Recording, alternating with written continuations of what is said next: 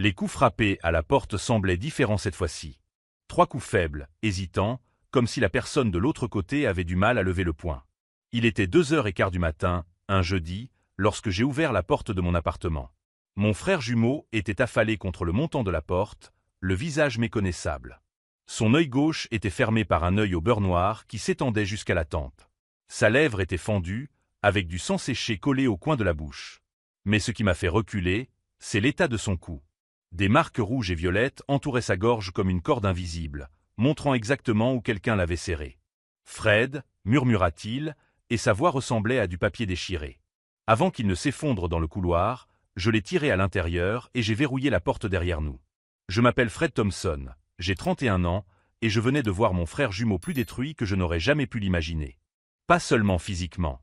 Quelque chose dans ses yeux s'était éteint, comme une lumière qui ne brillerait plus jamais de la même façon. « Qui t'a fait ça ?»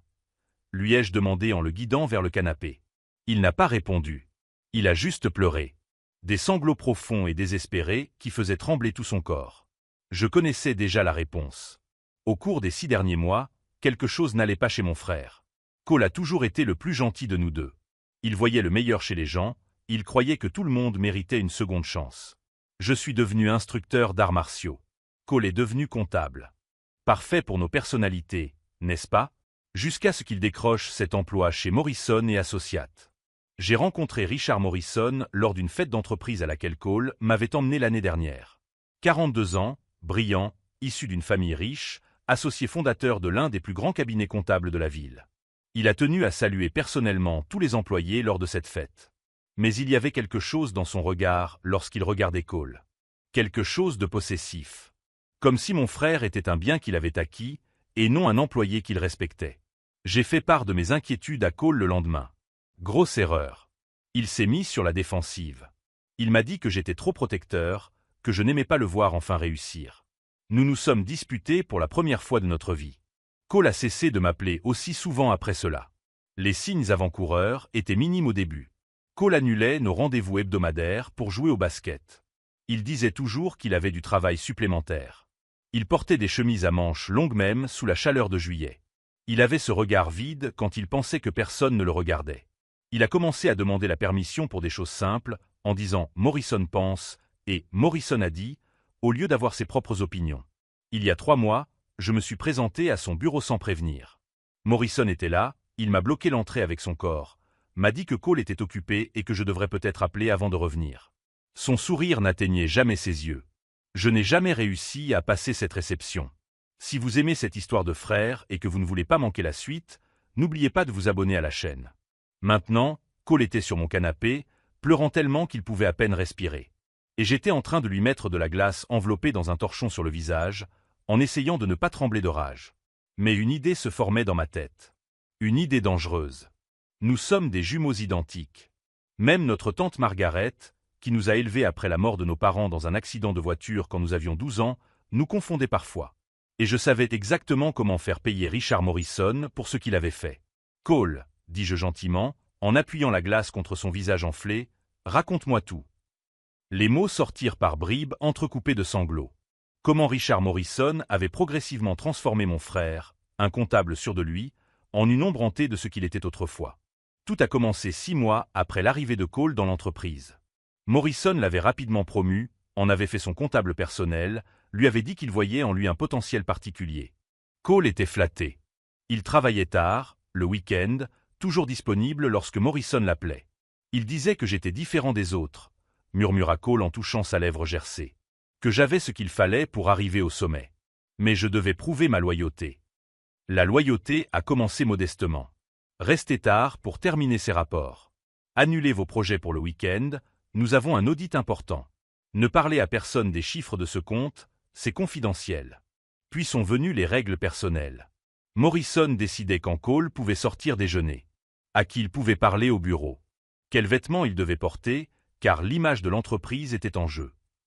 Cole devait envoyer un message lorsqu'il rentrait chez lui, lorsqu'il partait le matin, pendant ses pauses au travail. Il disait que c'était du mentorat, a expliqué Cole, la voix encore faible. Que les hommes qui réussissent ont besoin de discipline. Qu'il me préparait à la grandeur. La première gifle a eu lieu il y a 3 mois. Cole avait fait une erreur dans un tableau Excel. Rien de grave, une erreur que n'importe qui aurait pu faire après une journée fatigante. Morrison l'a appelé dans son bureau, a fermé la porte et a giflé Cole. « Tu es payé pour être parfait », lui a dit Morrison calmement, comme s'il venait de lui remettre une note de service. Une erreur est un manque de respect. Le manque de respect a des conséquences. Cole était sous le choc. Mais Morrison a immédiatement changé d'attitude. Il s'est excusé, a dit qu'il était sous pression, que Cole était comme un fils pour lui. Il a donné une prime à Cole pour qu'il s'achète de nouveaux vêtements. Il a dit que cela ne se reproduirait plus jamais. Cela s'est reproduit la semaine suivante. Cette fois-ci, parce que Cole était arrivé 2 minutes en retard. Puis parce qu'il avait oublié de confirmer une réunion. Puis parce que Morrison avait simplement passé une mauvaise journée et avait besoin de s'en prendre à quelqu'un. Il s'excusait toujours après coup, a déclaré Cole en regardant ses mains. Il avait toujours une explication. Il était sous pression. Le client était difficile. J'avais fait quelque chose qui l'avait provoqué. Mais les excuses se sont faites plus rares. Les justifications sont devenues plus élaborées. Morrison a commencé à dire que Cole était faible, qu'il devait s'endurcir s'il voulait réussir dans le monde des affaires. Que les vrais hommes supportaient la pression sans se plaindre. Il a également commencé à contrôler l'argent de Cole. Morrison a convaincu Cole de placer son salaire sur un compte commun de l'entreprise. Pour des raisons fiscales, disait-il. Cole ne pouvait accéder à cet argent qu'avec son accord. Morrison décidait combien Cole pouvait dépenser, pourquoi et quand. Je travaillais essentiellement gratuitement, a admis Cole. Il me donnait de l'argent de poche comme si j'étais un enfant. Il disait qu'il m'apprenait la discipline financière. Ce contrôle s'est étendu à tous les aspects de la vie de Cole. Morrison savait où il se trouvait à tout moment grâce à une application de suivi qu'il avait installée sur son téléphone. Il disait que c'était pour des raisons de sécurité, au cas où quelque chose arriverait pendant ses voyages d'affaires. Il surveillait ses SMS, ses appels téléphoniques, ses emails. Il décidait à qui Cole pouvait parler et de quoi. Il a interdit à Cole de me voir régulièrement, disant que j'étais une influence négative qui nuisait à sa concentration professionnelle. Aujourd'hui, c'était différent, a déclaré Cole, la voix tremblante. Pire. Il avait remis en question une transaction suspecte dans les livres de la société. Des chiffres qui ne correspondaient pas, des virements vers des comptes offshore qu'il ne reconnaissait pas. C'était son travail de vérifier ces choses. Morrison avait toujours dit qu'il admirait l'intégrité professionnelle. Lorsque Cole a fait part de ses préoccupations à Morrison, celui-ci a explosé. Il y a d'abord eu la colère verbale. Des cris sur le fait que Cole était ingrat, que Morrison lui avait tout donné et que c'était la façon dont il le remerciait. Que Cole ne comprenait pas comment fonctionnaient les vraies affaires. Puis vinrent les menaces. Morrison a déclaré que Cole avait signé un accord de confidentialité qui lui permettait de le poursuivre pour toute diffamation de l'entreprise. Il a déclaré qu'il avait suffisamment de relations pour s'assurer que Cole ne travaillerait plus jamais comme comptable. Qu'il détruirait sa réputation professionnelle s'il venait à parler des affaires internes de l'entreprise. Puis vinrent les coups de poing. Morrison frappa Cole à l'estomac, puis au visage. Il l'attrapa par le cou et le plaqua contre le mur, serrant jusqu'à ce que Cole commence à voir des points noirs dans son champ de vision. Il a dit que je lui appartenais, murmura Cole. Qu'il avait trop investi en moi pour me laisser partir maintenant. Que si j'essayais de m'enfuir, si j'essayais d'en parler à quelqu'un, il ferait en sorte que personne ne me retrouve jamais. Cole avait réussi à s'échapper lorsque Morrison avait dû répondre à un appel important. Il avait pris ses affaires et s'était enfui, se rendant directement à mon appartement. Je me suis assise là, assimilant chaque mot, chaque horrible détail. Morrison n'était pas seulement un patron abusif. C'était un prédateur systématique qui avait identifié mon frère comme une proie parfaite. Cole était gentil, confiant, désireux d'impressionner. Exactement le genre de personne que des hommes comme Morrison savaient manipuler. Mais Morrison avait commis une erreur cruciale. Il avait blessé mon frère jumeau. Et je n'étais ni gentil ni impressionnable. Cole, dis-je calmement, tu vas rester ici cette nuit. Demain, nous allons régler ça. Tu ne comprends pas, dit-il en secouant la tête. Il a du pouvoir, des relations, de l'argent. Personne ne me croira contre lui. Je souris pour la première fois depuis que j'avais ouvert cette porte. Il ne sait pas que nous avons quelque chose qu'il ne pourra jamais acheter ni contrôler. Cole me regarda, perplexe. L'un l'autre. Alors que Cole s'endormait enfin sur mon canapé, je me suis assise dans la cuisine dans le noir, planifiant exactement comment Richard Morrison allait payer pour chaque marque sur le corps de mon frère. Et comment il découvrirait qu'il avait choisi la mauvaise famille à terroriser. Cole a dormi 12 heures d'affilée sur mon canapé. Quand il s'est enfin réveillé, j'ai vu quelque chose qui m'a brisé le cœur. Il a vérifié son téléphone automatiquement, comme un réflexe conditionné, et son visage tout entier s'est crispé de peur lorsqu'il a vu les messages manqués. 15 messages, a-t-il murmuré, la voix tremblante. Il est furieux. J'ai lu les messages par-dessus son épaule. Il commençait par être inquiet, puis devenait impatient, et rapidement dégénérait en menace directe. Où es-tu? Réponds immédiatement. Tu as 5 minutes pour répondre ou il y aura des conséquences. Personne ne m'échappe, Cole. Tu le sais bien. Quand je te trouverai, et je te trouverai, tu apprendras ce qui arrive aux employés déloyaux. Le dernier message était arrivé 40 minutes plus tôt, je me rends chez toi maintenant. Tu ferais mieux d'être là. Il ne sait pas où j'habite, dis-je, mais Cole secoua la tête. Il a mon adresse d'urgence dans les dossiers de l'entreprise. Il a tout, Fred. Numéro de téléphone de mes contacts, antécédents médicaux, même le numéro d'immatriculation de ma voiture. Alors que Cole paniquait, mon esprit calculait les possibilités. Morrison était méthodique, contrôlant, mais aussi arrogant. Les hommes comme lui suivaient des schémas prévisibles, surtout lorsqu'ils se sentaient menacés. « Cole, écoute-moi », lui dis-je en le prenant par les épaules. « Tu vas l'appeler tout de suite. »« Quoi ? Fred, non. Tu ne comprends pas comment il devient quand il est en colère. Tu vas l'appeler et lui dire que tu étais à l'hôpital. Une intoxication alimentaire. Tu as passé la nuit à vomir, ton téléphone était déchargé. Invente n'importe quelle histoire médicale qu'il ne pourra pas facilement remettre en question. » Cole m'a regardé comme si j'étais devenu fou. « Et après » a-t-il demandé. « Après, tu diras que le médecin t'a autorisé à travailler demain, mais qu'il t'a recommandé de te reposer aujourd'hui. Gagne du temps pour que nous puissions finaliser notre plan. » Il m'a fallu 15 minutes pour convaincre Cole de passer l'appel. Sa voix a tremblé pendant toute la conversation, mais Morrison a gobé l'histoire. Peut-être parce que Cole ne lui avait jamais menti auparavant. Peut-être parce que sa soumission était si totale que Morrison ne pouvait concevoir la rébellion. « Il veut me voir à son bureau demain à 7 heures du matin, » a déclaré Cole après avoir raccroché. « Pour discuter des responsabilités professionnelles. » Je connaissais ce ton. C'était le même que celui utilisé par les instructeurs de combat avant de punir les élèves qui avaient enfreint les règles du dojo. Morrison prévoyait de punir Cole publiquement. « Parfait, » dis-je, « parce que ce n'est pas toi qui te présenteras à ce bureau demain. » Nous passâmes le reste de la journée à cartographier chaque détail de la vie professionnelle de Cole. Il me montra des photos du bâtiment où il travaillait, dessina la disposition du bureau, m'expliqua la routine quotidienne de Morrison. « Il arrive toujours à 6h45, » a expliqué Cole. « Café noir, 2 cuillères de sucre, réchauffé au micro-ondes pendant exactement 20 secondes. Il le boit tout en consultant ses emails. »« Comment pouvez-vous le savoir aussi précisément ?»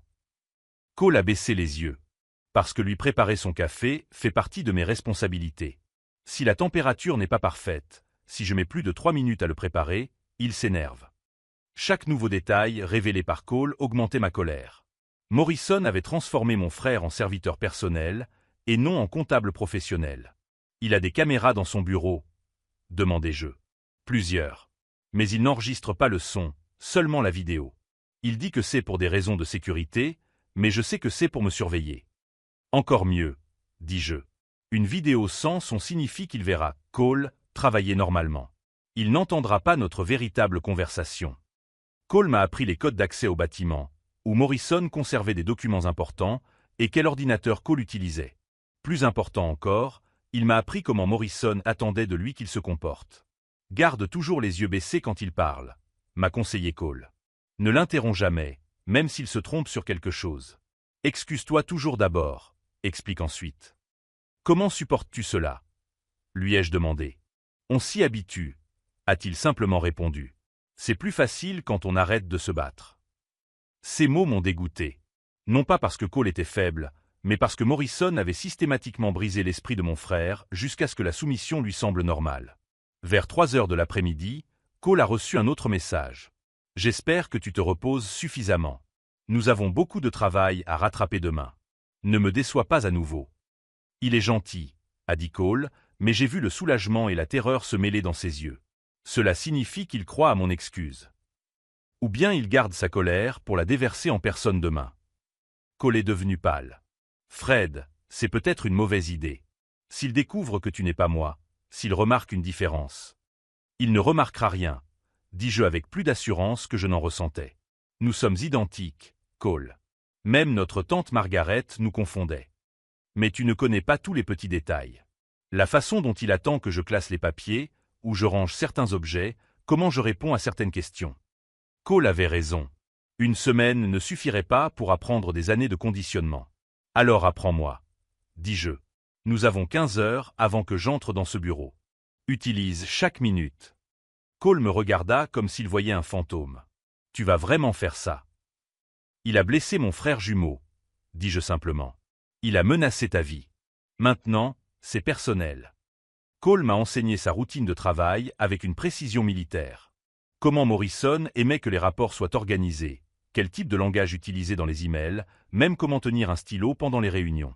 Il observe tout, m'a expliqué Cole. Si tu tiens ton stylo différemment de moi, si tu organises tes papiers dans un ordre différent, il peut le remarquer. Nous avons répété des conversations. Cole jouait le rôle de Morrison, tandis que j'essayais de reproduire ses réponses soumises. C'était une torture de faire semblant d'être aussi passif, mais c'était nécessaire. Plus lentement, corrigeait Cole. Tu parles trop directement. J'hésite avant de répondre, surtout quand il pose des questions qui peuvent être des pièges. À 21 heures, Cole m'a montré comment Morrison vérifiait son travail. Il passe en revue chaque feuille de calcul, à la recherche d'erreurs. S'il trouve quoi que ce soit, même une décimale mal placée, il considère cela comme une incompétence délibérée. Comment travailles-tu sous une telle pression? Tu vérifies tout 3 fois, a répondu Cole. Et tu pries pour que cela suffise. Mais Cole me cachait quelque chose. Je le sentais dans ses poses hésitantes, dans la façon dont il évitait mon regard lorsqu'il m'expliquait certaines routines. Cole, lui ai-je dit vers 22 heures, il y a quelque chose que tu me dis pas. Il est resté silencieux pendant un long moment. Morrison a des réunions privées avec moi, a-t-il finalement dit. Tous les vendredis à 4 heures de l'après-midi. Il verrouille la porte de son bureau. Mon sang se glaça. Quel genre de réunion? Il dit que ce sont des séances de mentorat, pour discuter de mon développement professionnel. Cole s'interrompit. Mais il se tient très près de moi. Il me touche l'épaule, parfois le visage. Il dit qu'il vérifie que je soigne mon apparence. Cole. Ça n'est jamais allé plus loin, dit-il rapidement.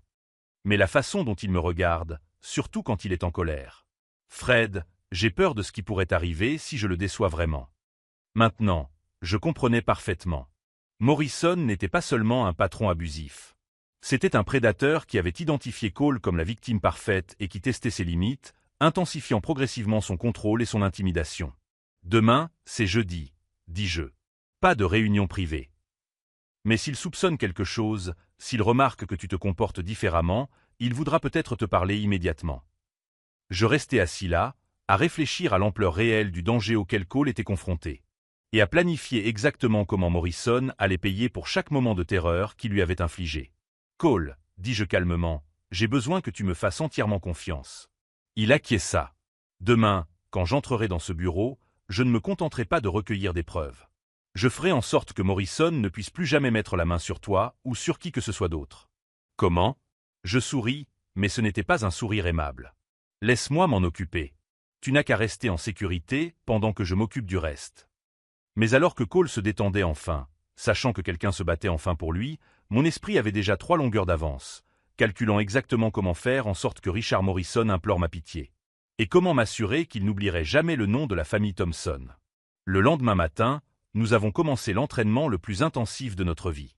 Cole m'a enseigné chaque détail microscopique de son existence dans le bureau de Morrison. Comment tenir le téléphone lorsqu'il répondait aux appels? Quel ton de voix utiliser pour répondre « Morrison et Associates », Cole à l'appareil? Comment organiser les papiers en piles spécifiques que Morrison approuvait? Il compte les trombones, expliqua Cole en montrant un tiroir parfaitement organisé. Cette grande trombone, 12 petites. S'il en manque une, il demande où elle est. Nous avons répété des conversations entières. Cole jouait le rôle de Morrison, tandis que je m'entraînais à donner des réponses soumises qui allaient à l'encontre de tous mes instincts. Oui, monsieur Morrison. Je m'excuse pour cette erreur, monsieur. Bien sûr, je vais m'en occuper immédiatement. Chaque phrase me faisait mal à la gorge, mais c'était nécessaire. Cole m'a montré le système de fichiers numériques de l'entreprise. Morrison avait accès à tout, mais Cole savait où se trouvaient les documents les plus sensibles. Contrats douteux, virements bancaires, correspondance avec des clients révélant des pratiques douteuses. Il garde tout ici, a déclaré Cole en montrant un dossier protégé par un mot de passe sur l'ordinateur. Il pense que c'est plus sûr dans son propre système que sur des serveurs externes. Quel est le mot de passe? Cole a hésité. Cole 2023. Il ne l'a même pas changé quand il a créé mon compte. Il a dit que c'était plus facile à retenir. L'arrogance de Morrison était impressionnante. Utiliser le nom de sa propre victime comme mot de passe pour ses propres crimes. J'ai passé 3 heures à mémoriser la routine matinale de Cole. Arrivé à 7 heures pile. D'abord, vérifier ses emails et imprimer l'agenda de la journée pour Morrison. Ensuite, préparer son café, 2 cuillères de sucre, réchauffer 20 secondes au micro-ondes. Placer la tasse exactement dans le coin supérieur droit de la table, avec 3 feuilles de papier blanc pour prendre des notes. Si quelque chose n'est pas à sa place, expliqua Cole, il le remarque immédiatement et le considère comme un manque de respect délibéré. Nous avons travaillé ma posture.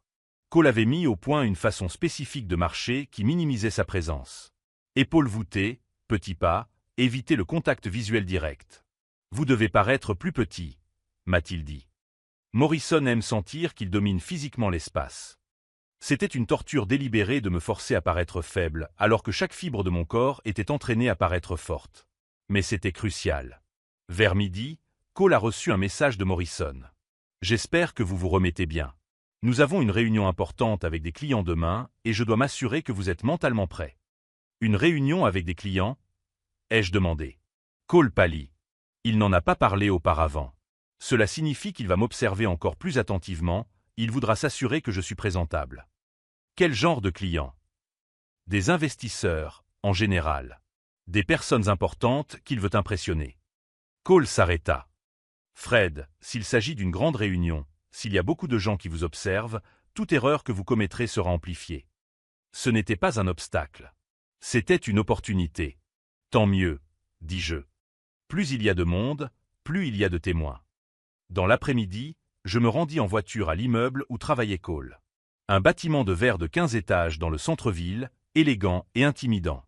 J'étudiais l'entrée, les agents de sécurité, le flux de personnes.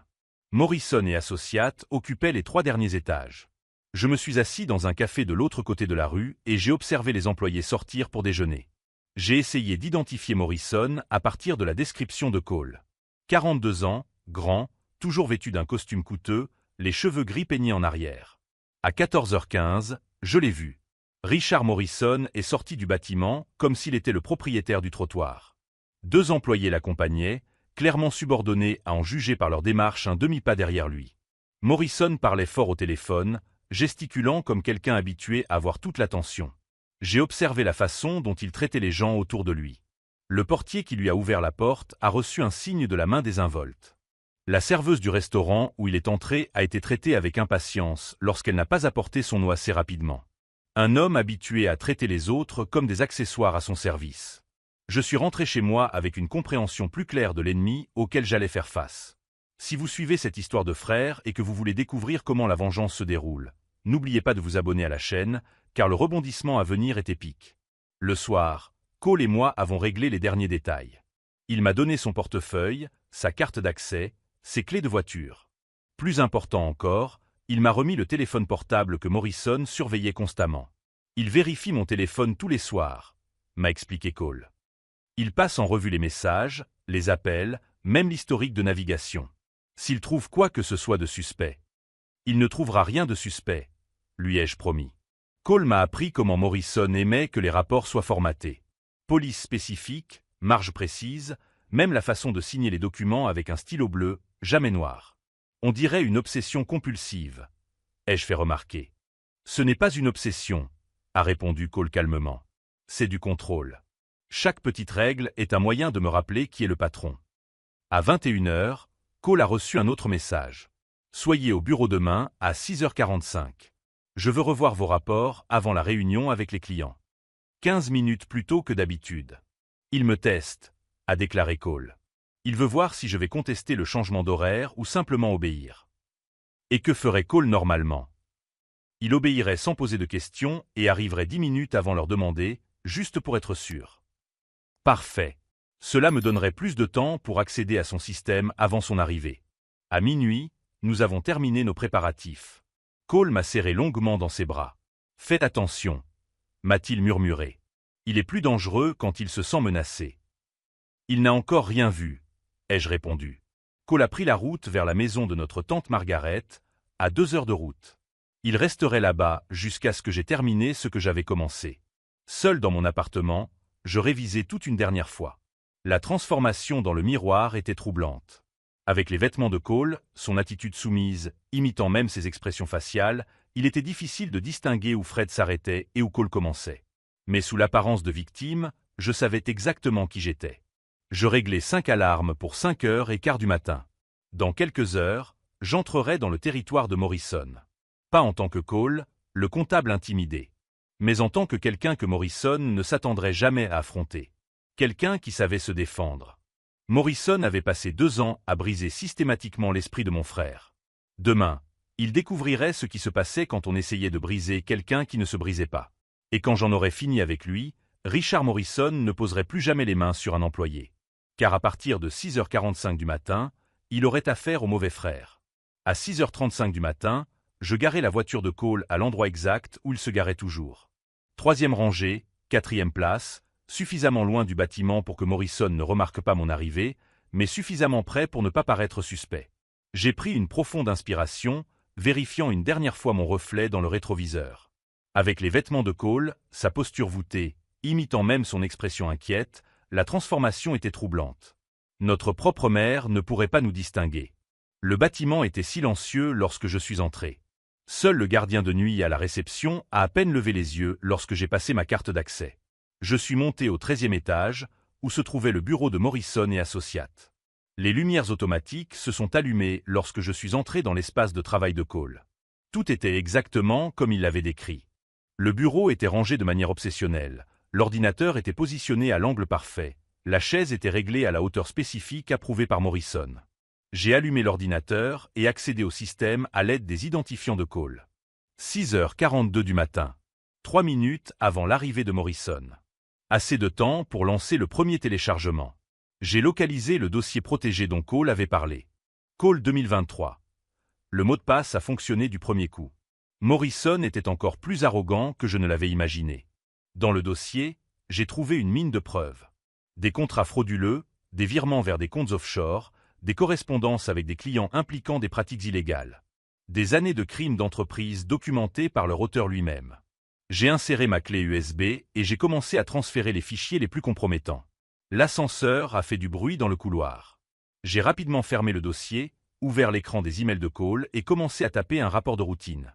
Mon attitude a instantanément changé pour devenir celle de soumission que j'avais pratiquée. Épaules voûtées, tête baissée, doigts hésitants sur le clavier. Cole.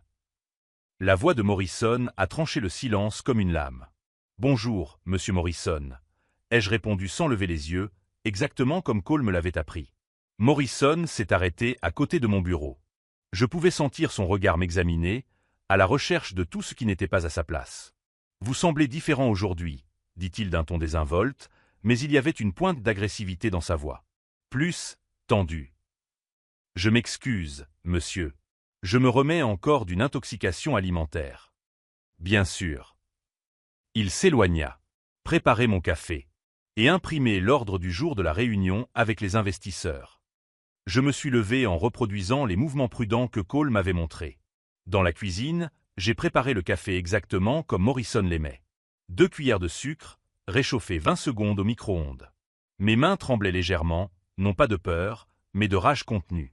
Quand je suis revenu dans son bureau, Morrison feuilletait des documents, prenant des notes avec son stylo bleu habituel. « Pose-le là », dit-il sans lever les yeux, en désignant le coin exact du bureau où Cole posait toujours le café. Je posai la tasse parfaitement. Morrison prit une gorgée, m'étudia pendant quelques secondes. « Assieds-toi », ordonna-t-il.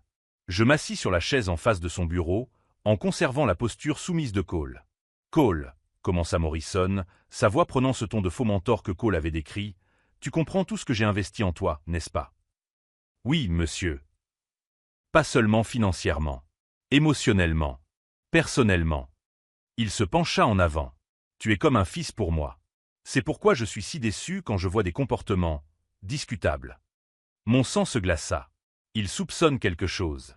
Je ne comprends pas, monsieur. Hier soir, en vérifiant nos systèmes de sécurité, J'ai remarqué quelque chose d'intéressant. Morrison ouvrit un dossier. Quelqu'un a accédé à des fichiers confidentiels depuis l'ordinateur de votre poste de travail. À 2h15 du matin. Merde. Cole m'avait donné un accès à distance, mais il ne m'avait pas dit que Morrison surveillait les journaux du système. Monsieur, j'étais à l'hôpital hier soir.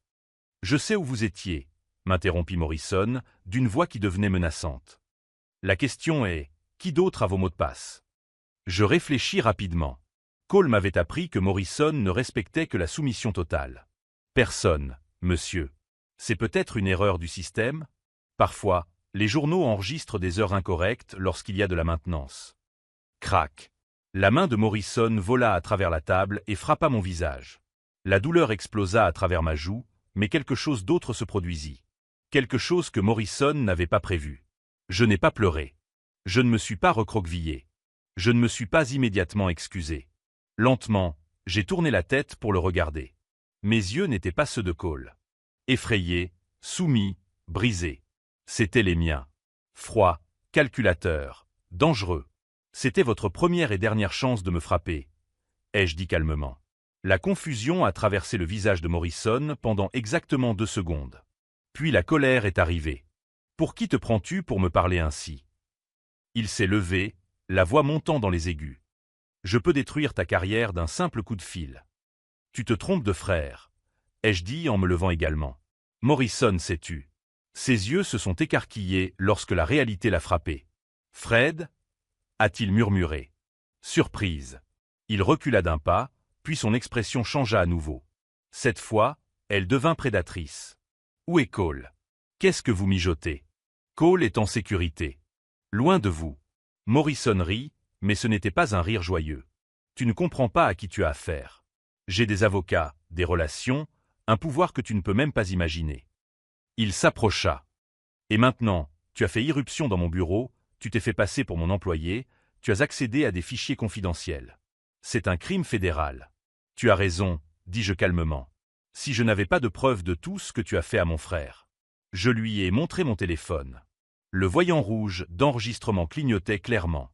Ça ne veut rien dire, a dit Morrison, mais j'ai vu la première lueur d'incertitude dans ses yeux. Vous m'avez agressé, vous m'avez forcé. Je vous ai agressé? Les jeux interrompus. Théorie intéressante. Surtout quand on sait que les caméras de sécurité ont montré que c'est vous qui m'avez frappé en premier. Morrison a automatiquement regardé les caméras dans le coin du bureau. Des caméras qu'il avait lui-même installées pour surveiller ses employés. Vous, a-t-il commencé, puis il s'est arrêté. Continuez, ai-je dit en m'approchant de lui. Finissez votre phrase. Dites-moi ce que vous pensez vraiment de vos employés. De Cole en particulier. Je n'ai rien à vous expliquer. En fait, si. Je sortis la clé USB de ma poche et la lui montrai.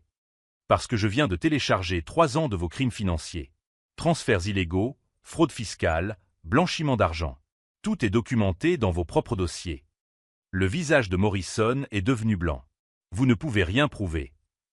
Je peux tout prouver. Je me suis approché davantage. Mais voici mon offre. Avouez ce que vous avez fait à Cole. Chaque coup, chaque menace, chaque moment d'abus. Dites-le à cet enregistrement, et je considérerai peut-être de ne pas envoyer ces fichiers financiers au FBI. Morrison a essayé de se diriger vers la porte, mais je lui ai barré le chemin. Écartez-vous de mon chemin, a-t-il rugi. Sécurité. La sécurité est au rez-de-chaussée, ai-je dit calmement. Et ces bureaux sont insonorisés. Vous les avez installés vous-même, vous vous souvenez? Pour que personne ne vous entende quand vous criez sur les employés. La réalité frappe à Morrison comme un coup de massue. Il était seul, piégé, sans son armure habituelle de pouvoir et d'intimidation. Maintenant, dis-je en approchant le téléphone, parlons de ce que vous avez fait à mon frère. Morrison tenta une nouvelle fois de se diriger vers la porte, mais je me plaçai entre lui et la sortie. Ses yeux calculaient frénétiquement, cherchant des échappatoires qui n'existaient pas. Vous voulez des aveux? Morrison a ri, mais le son était forcé, désespéré. Très bien. Votre frère est faible. Pathétique. Il quémandait votre approbation comme un chien affamé. Je lui ai simplement donné la structure dont il avait besoin. La structure? Ai-je répété calmement.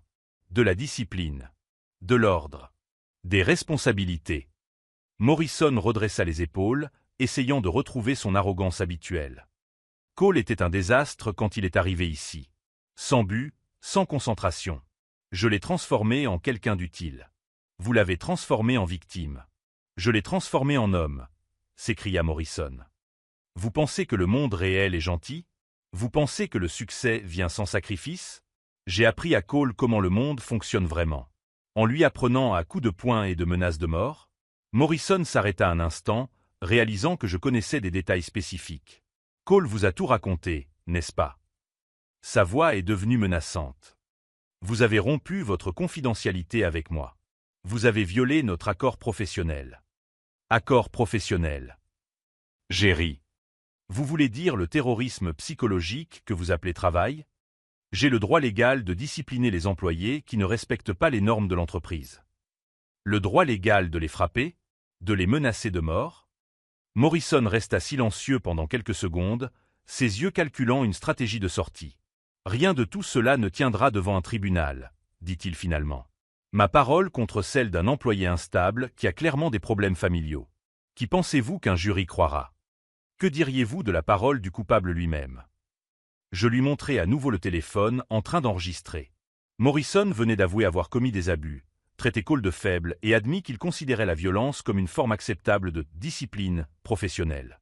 Cela a été obtenu illégalement, dit-il, mais sa voix perdait de sa force. Coercition. Violation de propriété. N'importe quel avocat compétent fera disparaître cela. Peut-être, ai-je répondu. Mais qu'en est-il des fichiers financiers que j'ai téléchargés? Vos comptes offshore, vos pratiques de blanchiment d'argent, vos contrats frauduleux? Est-ce que cela disparaîtra aussi? Morrison est devenu complètement pâle. Vous n'avez pas pu accéder à ces fichiers. Cole 2023. Ai-je simplement répondu. Vraiment, Morrison? Utilisez le nom de votre victime comme mot de passe pour vos propres crimes? Est-ce de l'arrogance ou simplement de la stupidité? Pour la première fois, j'ai vu une véritable peur dans les yeux de Morrison. Pas la peur calculée de quelqu'un qui cherche à tirer profit de la situation, mais la panique brute de quelqu'un qui réalise que toute sa vie est en train de s'effondrer.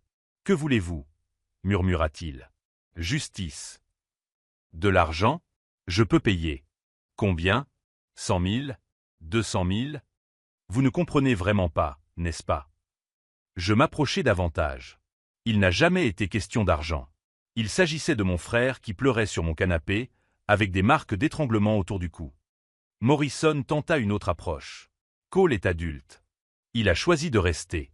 Il a choisi d'accepter le travail, d'accepter les conditions. Personne ne l'a forcé. Vous l'avez manipulé systématiquement. Vous l'avez isolé de sa famille. Vous avez contrôlé ses finances. Vous avez détruit son estime de soi, jusqu'à ce qu'il ne voit plus d'issue. C'est ridicule. Cole avait son libre arbitre. Son libre arbitre. J'ai ri amèrement. Quand vous avez menacé de détruire sa carrière s'il en parlait à quelqu'un. Quand vous l'avez obligé à demander la permission pour utiliser son propre argent. Quand vous avez installé des applications de suivi sur son téléphone. Morrison n'a pas répondu. Voici ce qui va se passer, ai-je poursuivi. Vous allez vous asseoir, appeler votre avocat et lui expliquer que vous devez vous préparer à faire face à plusieurs accusations fédérales. Fraude, blanchiment d'argent, menaces terroristes, agression, harcèlement sur le lieu de travail. Vous ne pouvez rien prouver de tout cela. J'ai souri pour la première fois depuis des jours. En fait, je peux prouver tout cela. C'est à ce moment-là que j'ai entendu des voix dans le couloir. Le bureau de Morrison, c'est à gauche, messieurs. Morrison et moi avons regardé vers la porte en même temps. Des pas lourds se rapprochaient, accompagnés du bruit caractéristique du matériel policier. « Vous avez appelé la police ?» a demandé Morrison, la voix aiguë de panique. Je n'ai pas eu besoin de le faire. La porte s'ouvrit. 3 inspecteurs entrèrent, menés par une femme d'une quarantaine d'années à l'air sérieux et professionnel. « Richard Morrison ?» demanda-t-elle en montrant son badge. « Inspectrice Sarah Rodriguez. Vous êtes en état d'arrestation pour fraude financière, blanchiment d'argent, agression et menaces terroristes. » Morrison regarda tour à tour les détectives et moi, son esprit essayant clairement de comprendre comment sa situation avait pu dégénérer aussi rapidement. « Il y a une erreur, » dit-il, essayant de retrouver son charme. « Je suis Richard Morrison, associé fondateur de Morrison et Associates. C'est mon entreprise. » « Nous savons exactement qui vous êtes, monsieur Morrison, » dit calmement la détective en s'approchant avec des menottes. « Et nous savons exactement ce que vous avez fait. » « Fred Thompson » m'interpella un autre détective. « Agent spécial Marcus Shen du FBI. Merci de votre coopération dans cette enquête. » Morrison me regarda avec un mélange d'horreur et d'incrédulité. « Le FBI » murmura-t-il. « Les crimes financiers que vous avez commis ont dépassé les frontières de l'État, » expliqua l'agent Shen. « Vos virements vers des comptes offshore ont attiré notre attention il y a plusieurs mois. Nous étions en train de monter un dossier contre vous lorsque Cole Thompson est venu nous voir hier soir. »« Cole est venu vous voir. » Je souris à Morrison tandis que la détective lui passait les menottes. « Mon frère est peut-être gentil, Morrison, mais il n'est pas stupide. Quand vous l'avez menacé hier, quand vous avez posé vos mains sur son cou, il a enfin compris qu'il avait besoin d'une aide professionnelle. De plus, ajouta l'agent Shen, Cole a travaillé ici comme comptable pendant 2 ans. Il savait exactement où trouver les preuves de vos crimes financiers. Les enregistrements que nous avons faits aujourd'hui n'étaient que la touche finale. » Morrison s'est effondré. Toute son arrogance, tout son contrôle soigneusement construit, s'est évaporé en quelques secondes. Il n'était plus le puissant prédateur qui terrorisait les employés. Il n'était plus qu'un homme d'âge mûr menotté, confronté à l'effondrement complet de sa vie. « Vous ne pouvez pas me faire ça, » dit-il faiblement. « J'ai des droits. J'ai des avocats. »« Vous en aurez besoin, » dit l'inspectrice Rodriguez en le conduisant vers la porte. « Car d'après les preuves que nous avons, vous allez être occupé pendant très longtemps. » Lorsque les policiers sont sortis avec Morrison, je suis resté seul dans le bureau pendant quelques instants. J'ai regardé autour de moi l'espace qui avait été la prison de Cole pendant 2 ans. Le bureau obsessionnellement organisé, les caméras de surveillance, l'atmosphère de contrôle étouffante. J'ai sorti mon téléphone et j'ai appelé Cole. « C'est fini », lui ai-je dit lorsqu'il a répondu. Silence à l'autre bout du fil. Puis, enfin, sa voix brisée. « C'est vraiment fini ? Morrison est en prison. Le FBI a suffisamment de preuves pour le garder enfermé pendant des décennies. Tu es libre, Cole. » J'ai entendu mon frère pleurer, mais cette fois, ce n'était pas des larmes de terreur. C'était des larmes de soulagement. 3 mois plus tard, Cole et moi étions assis sur la terrasse de la maison de tante Margaret, regardant le coucher du soleil. Cole avait changé. Il était toujours gentil, toujours bienveillant, mais il y avait dans son regard une force qui n'était pas là auparavant. La force de quelqu'un qui avait affronté le pire et survécu.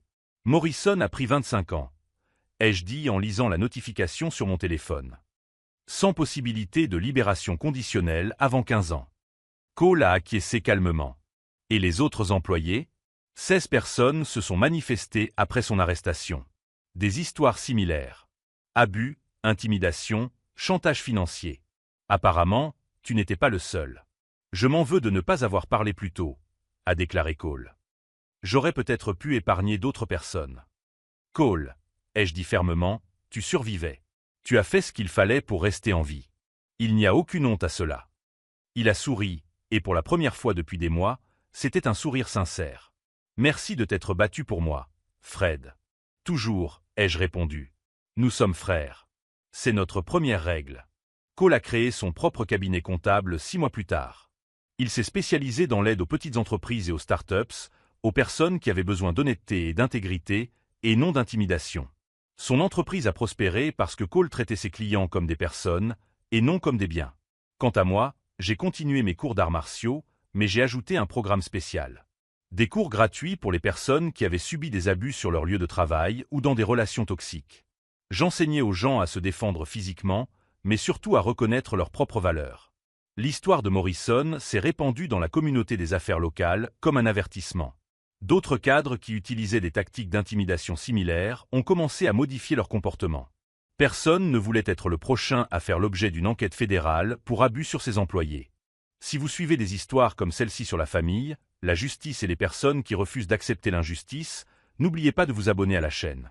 Parce que je crois que nous méritons tous une seconde chance, mais que les prédateurs méritent des conséquences. 2 ans plus tard, j'ai reçu une lettre en prison.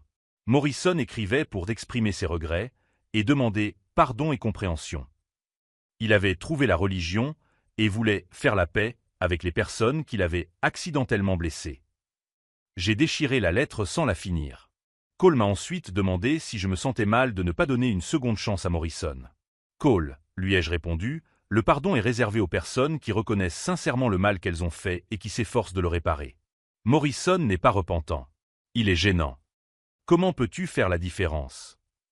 Parce que s'il était sincèrement désolé, il s'efforcerait de dédommager ses victimes, au lieu d'écrire des lettres pour demander pardon.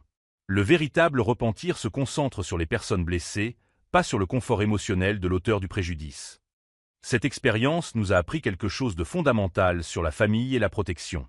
Peu importe la puissance apparente de ton ennemi. Peu importe le nombre d'avocats qu'il a ou le nombre de relations qu'il possède. S'il s'en prend à votre famille, s'il blesse quelqu'un que vous aimez, vous trouverez un moyen de lui faire payer. Mais surtout, nous avons appris que la véritable force ne vient pas de l'intimidation ou du contrôle. Elle vient des personnes qui se soutiennent, qui se battent les unes pour les autres, qui refusent de laisser les prédateurs opérer dans l'ombre. Morrison pensait pouvoir briser Cole parce que mon frère était gentil. Il n'a pas compris que la gentillesse n'est pas une faiblesse. Et il n'a certainement pas compris que s'en prendre à un jumeau, c'est s'en prendre aux deux. La dernière chose que j'ai entendue à propos de Morrison, c'est qu'il travaillait à la blanchisserie de la prison pour $1,20 de l'heure. Lui qui a toujours méprisé le travail manuel, qui se croyait au-dessus des tâches subalternes. Cole vient d'acheter sa deuxième maison. Une maison où c'est lui qui fixe les règles, où personne ne surveille ses faits et gestes ni ne contrôle ses finances. Et moi? Eh bien, j'ai découvert que protéger les personnes que j'aime n'est pas seulement une responsabilité familiale. C'est une vocation.